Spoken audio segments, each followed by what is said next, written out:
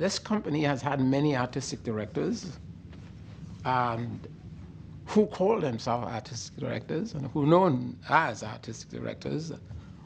I think I was an administrator, executive director for the first 10 years or so of the life and growth of the Black Theatre Workshop. You may consider that as appropriate because many organizations begin with a group of people who are enthusiastic and passionate about what they're doing, and then the organization grows to a point where it requires a talent that is beyond the talent and capabilities and interests of the enthusiasts that began. Now, I started as a latent, secret artist and became involved in the what I call creative boredom, the work of making things happen. So, yes, I was an artistic director of the Black Theatre Workshop, but I wouldn't say, I seem perhaps more of an executive producer rather than an artistic director per se, with a right brain, left brain kind of activity. I became much more interested in the art itself. And I discovered that perhaps I was an artist, not just a lover, but of course, since I had no great passion for performing, although I had to perform, as one person simply says, you have wrung so many people's arms to become involved. And so whenever we have a shortage of performers, you're going to have to perform. So I became a performer by virtue of the fact that if you ask people to do things, you must be prepared to do them yourself. So I became transformed by the process and then wanted to produce a Black Canadian literature. And a Black Canadian literature that was performed. And of course, the Black Theatre Workshop, I began to use my influence to shift the Black Theatre Workshop to the complete thing, which is not just putting people on stage to perform, but putting people on stage to perform in order to transform an existing culture and to add a literature, or to assist Canada in developing its own literature, but a literature which was truly diverse.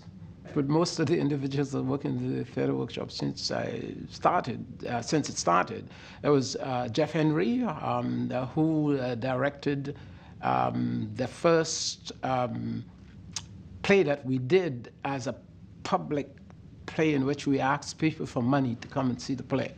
Then there was Johnny Kion, of course. Johnny Kion is really the first artistic director that the Black Theatre Workshop had, but he was the artistic director when it was called the Trinidad and Tobago Drama Committee. And the first two things that we did were really creations and experiments based totally and completely on the Carnival and Calypso culture, and they were called Calypsopra. Calypso in the Flesh and Fact and Fancy. That gave us our full pool of potential performers. Then, of course, there's Don Jordan, who is a Black Canadian and who actually put on the first gala that now is called Vision Celebration. And Donnie was responsible for first doing a co-production with Lorena Gale of Colored Girls, and then he did the second reproduction of that. Donnie was a very fine, still is a fine actor. Of course, you have Terry Donnell, who is a professor at John Abbott, and who essentially worked with me. He was truly, he didn't call himself an artistic director, but he called himself as a director, but he was really the artistic director. That started off with Gingerbread Lady and the River Niger, and a whole number of plays, the death of Bessie Smith, etc. For about 8 years, he literally guided and shaped and molded the artistic and professional attitudes and culture of the company as the Black Theatre Workshop. She's a very important person in that respect. Of course, there's Winston Sutton, and who gave us 6 solid years of development, artistic development, and whose attitude I loved because he had no fear of fighting with Canada Council, and I loved to fight with Canada Council in those days. I could go on. Of course, some of the performers, Tyrone Benskin. Tyrone was, I hate to say how much younger he is than I am, but basically he came into Theatre Workshop when he was actually beginning his training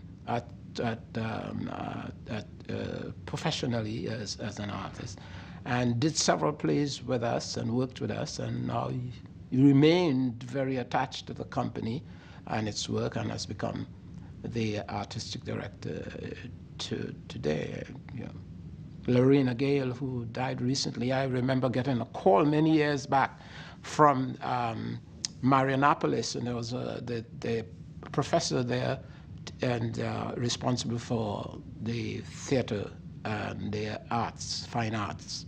And he said to me, Clarence Bayne, is that? You know, I said, yes. He says, my name is, I can't remember his name now, but he says, I have a student here that she is a Black student, and really, you know, I find it very difficult to find things to help her development, and she's very articulate. I took that to mean that she was very critical. And could you, at the Black Theatre Workshop, take her under your wings? And I said, yes, send her up. And so that was Lorena Gale, who became the artistic director for 1 year with the company, and who then went on to do some great work for us and to develop her career out in British Columbia as an artist.